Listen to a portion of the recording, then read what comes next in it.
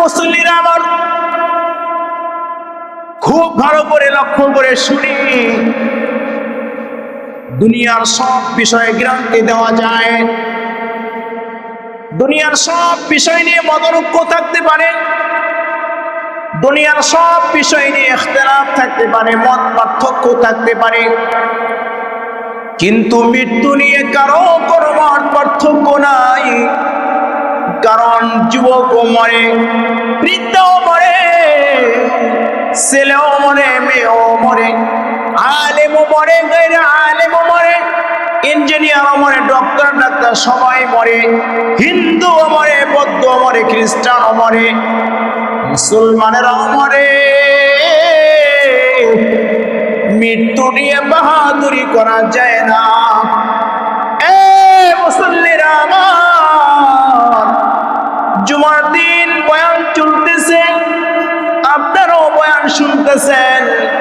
জুমার নামাজ পড়ে বাড়ি পর্যন্ত যেতে পারবেন কিনা তার কোনো গ্যারান্টি নাই। আজকে জুমা আমি আপনাদের সামনে কথা বলতেছি, আগামী জুমা এখানে জুমার নামাজ পড়াইতে পারবো কিনা এটার গ্যারান্টি আমার দেওয়া সম্ভব না। দুনিয়ার মধ্যে কত মানুষ চলে গেল, কেউ তো আর জীবনে ফিরে আসলো না।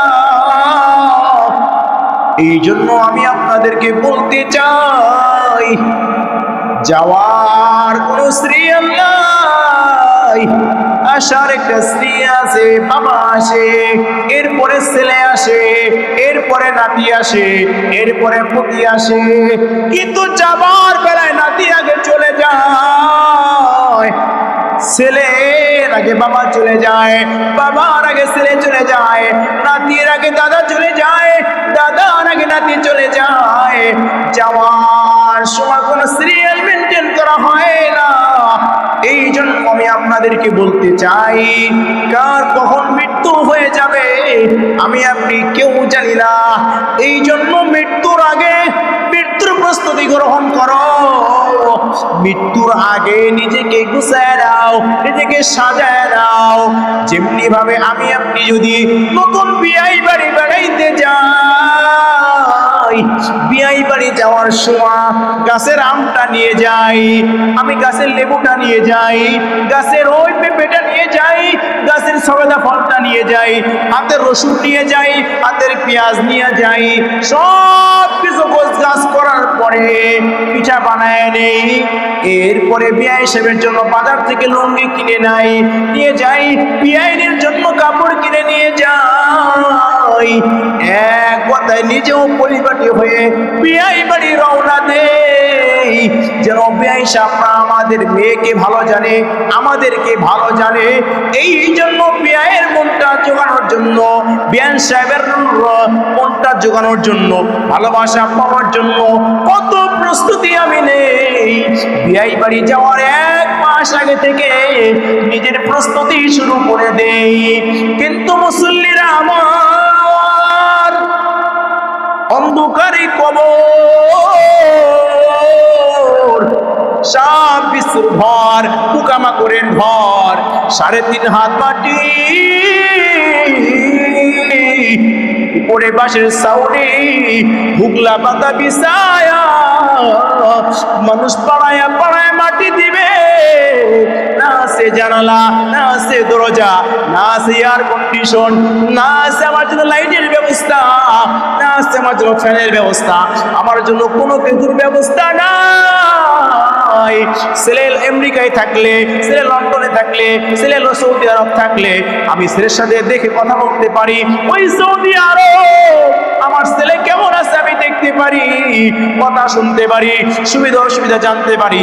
কিন্তু আমার মা, আমার বাবা, আমার মা, আমার আত্মীয় স্বজন ওই অন্ধকার কবর, ওই বাঁশবাগানে শোয়া, ওই ঘরের পেছনে শুয়ে আছে, ওই গুরুস্থানে শুয়ে আছে, আজ পর্যন্ত একদিন খবর নিতে পারলাম না। আমার মা কেমন আছে, আমার বাবা কেমন আছে, আমার চাচা কেমন আছে, আমার চাচি কেমন আছে, আমার দাদি কেমন আছে, আমার নানি কেমন আছে, আমার সন্তান সন্তান যারা চলে গেছে এরা কেমন আছে।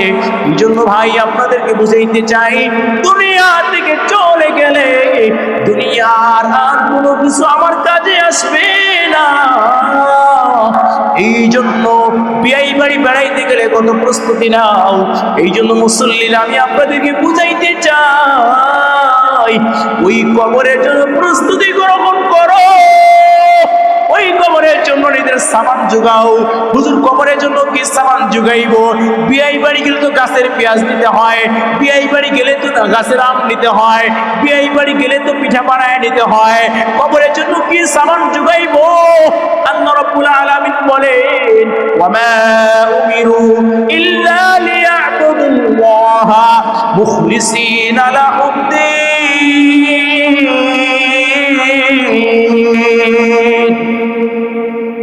কবরে যাওয়ার জন্য এক নম্বর প্রস্তুতি হলো আমি আল্লাহকে আল্লাহ বলে স্বীকার করো, আমি আল্লাহকে রব বলে স্বীকার করো।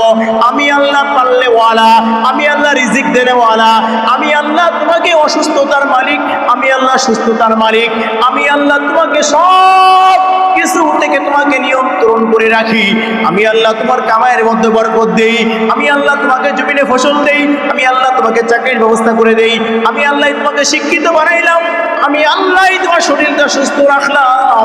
কিন্তু সমাজের মধ্যে এমন কিছু মানুষ আছে যারা সুস্থতার নিয়ামতকে এমন ভাবে অস্বীকার করে, তারা অসুস্থ হয়ে গেলে ভণ্ড পীরের দরবারে যায়, সন্তান না হইলে মাজারে যায়, পীরের দরবারে যায়, যায় বলে বাবা আমার একটা সন্তান দাও।